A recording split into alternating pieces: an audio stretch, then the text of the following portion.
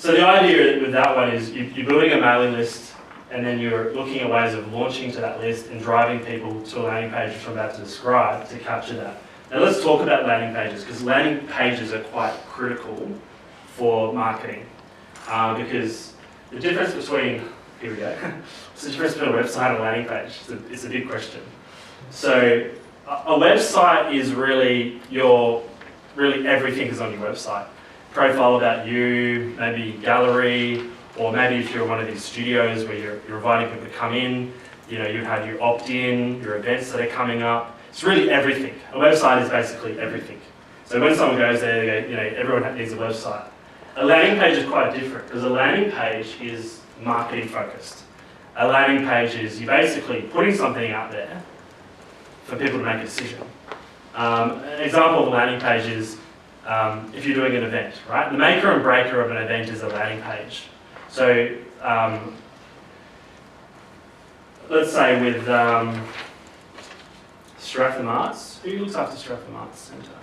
Are they here today? Oh, Stratham, yes. Ah, okay, perfect. So landing page is really relevant to what you do. So let's say what Facebook. Sorry? We use Facebook. Okay, Facebook events. Okay. Yeah. Now, what's the? Do you mind me asking what was one of your recent events? If we have a changing exhibition program, so every 3 or 4 weeks we have a new event. A new event, and what would be one of those events, for example? They're exhibitions. We have gallery space. Okay, and how many people are featured in those?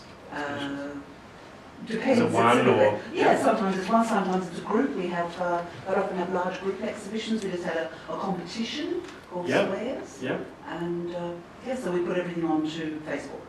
Great.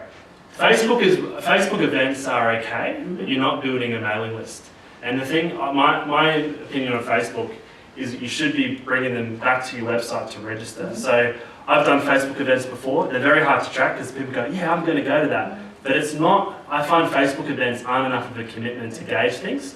So landing pages are better for events. That's why there's a system called Eventbrite, which is quite, have you heard of Eventbrite? It's great. Yeah, so that stuff is quite better because the reason why is you can set up the follow-ups as well, because with Facebook you can't really follow up that well, whereas with the landing page systems you can actually set up follow-ups. So a landing page, separate to your website, and it's specific for marketing. Yep.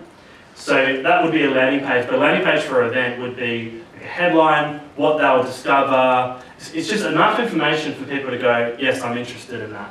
So landing page marketing is, if you're thinking marketing, you go, well, we've got a database, we've got an event, we need to do a landing page. Why should people come to this event? And that's where part one of building a strategy. What are the reasons why people should come to this event? What's the purpose of this event? What are the opportunities available if I come to this event? And asking questions of your target, your market, so they go, oh, if I go to this event, this is relevant to whatever market that is. So a landing page, or another example of a landing page. Sorry. I was just wondering if you could use what you thought of using a landing page for a product or an artwork, or yeah. do you think it would work? I think releasing art would be perfect for a landing page. Like one just I've done a new painting. Yes. Yeah, that's what I was alluding to with your work before. That would be perfect for a landing page because they see it, but there's be a bit of text, maybe some key features, maybe answering some of those questions. What could this be relevant for? This could be used for your home, for a cafe. Maybe asking some of the target market questions and then saying, inquire about this one now. You don't have to sound so salesy, but you do need to have a call to action on a landing page. The whole thing of a landing page is call to action. You're getting them to fill out a form, basically. Getting them to make a decision. No, it's a landing page is, your newsletter would promote the landing page. So a landing page is, like I said, I'm just trying to make it quite simple. A landing page is a page for a specific call to action. So that call to action, building a marketing funnel, could be, you might have a workshop coming up. So that would be a landing page, a targeted landing page. You might have, trying to think of examples here. Where does it sit, Drew? Depending on what platform you use, there are some off-the-shelf landing page systems. So Eventbrite will create a landing page. You have to pay for that though, don't you? Yes. Yeah, any free ones? Trybookings.com. Trybookings, yeah. But yeah, I think you have to pay for that one as well, but you can use that one if you're not doing a transaction. So it really depends on what content. This is like similar Yeah, to I'm pretty sure Yeah. most of the. Yeah, Tribe Bookings and Eventbrite are event landing page systems, so it's all built around events. Whereas if you're on WordPress, so you might have a content management system, you can create a page. Normally what I would do is I would get a developer to create a stock standard landing page that I use for my marketing purposes. So an example of one of my landing pages, if you go to onlinemarketingadvisor.com.au, that's a landing page where I'm offering a video series, which is my prospecting offer. Where you sign up, you get 7 videos about how to market online. So that landing page is in my content management system. So most websites have a content management system, like WordPress or Drupal or whatever content management system you're on. But normally what I like to do is actually create a specific landing page. Now I've got some stuff specific about how to do a landing page coming up, so I won't jump. So let's talk about the 5 elements of a website. So let's put landing pages aside for a second, because I'm going to give you a formula on how to build a landing page in a second from a marketing perspective. So 5 elements of a website. So most people go, oh, I need to do a website. So they normally just throw up a website and put some content on and so on. Whereas I like to call them websites that work. So what are the elements of making a website work? So I'm just going to brush through this. The first element of making a website work is your message. So, understanding your target market and what makes you unique, why they should choose you, how you're relevant to your target market. That's the first step you should always do in any creating any marketing deliverable. So what are your messages and how is that relevant to your target market? Messages intended to copywriting. So the word copywriting isn't that legal copywriting where you're copying someone else. Copywriting literally comes from the word copywriting. So there are proven ways of laying out content on your website which help with getting someone to decide to, fill out a form or buy something. So copywriting, there's things like, you've heard of features and benefits or reasons why people should choose you, headlines, call to action. They're all copywriting terms. So they're formulas on writing content to help encourage people to make a decision.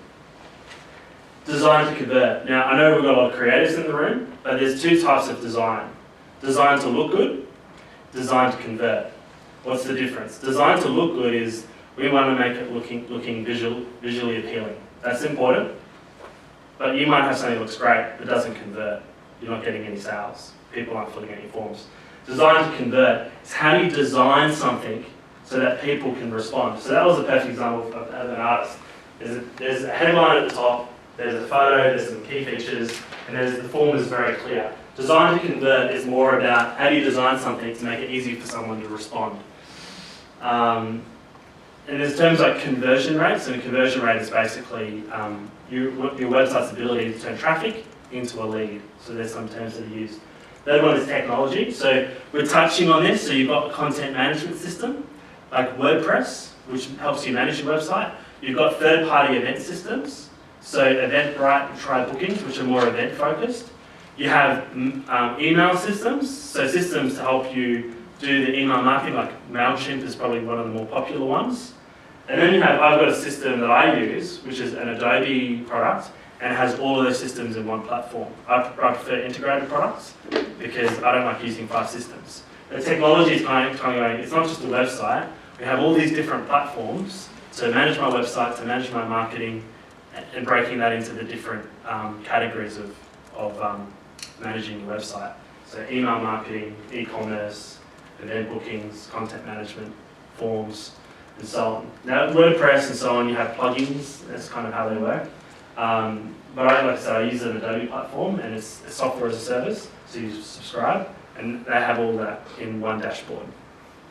The last one is traffic. So going back to the first part of building a strategy, so you're looking at your website, making it work. Those keywords I did in my keyword research, how do I put them on my website? So if someone is typing in commercial hotel art or something like that, are those keywords in my website? So when the Google search engines look for it, they can find it. And just by putting keywords in your website doesn't mean it'll rank in Google straight away. That's a whole session. But I'm just trying to prompt you, putting you in the right direction, things to start thinking about at the moment.